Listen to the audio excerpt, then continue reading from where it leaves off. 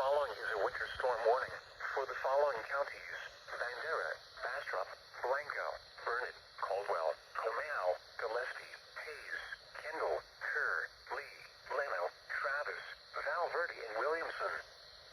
What? Light icing accumulations will be possible Saturday, and any icing on already frozen surfaces will quickly become problematic. A more robust system will arrive Sunday afternoon and Sunday night and bring total snow accumulations of 1 to 3 inches and ice accumulations of around 1/10 of an inch. Where? North of A Del Rio to New Braunfels to Giddings Line. When? From 6 a.m. Saturday to noon Central Standard Time Monday. Additional details. In addition to the wintry precipitation, temperatures will drop into the single digits in teens Sunday night with wind chills near zero.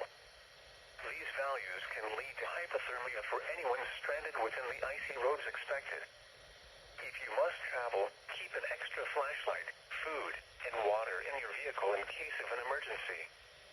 The latest road conditions for the state can be obtained at drivetexas.org.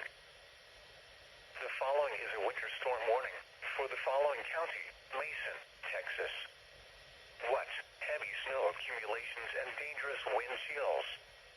Total snow accumulations of 3 to 6 inches expected.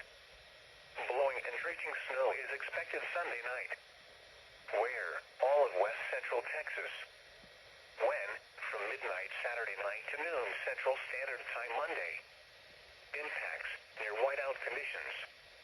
Power outages. Blowing and drifting snow will drop visibility to near zero at times. Travel could become impossible.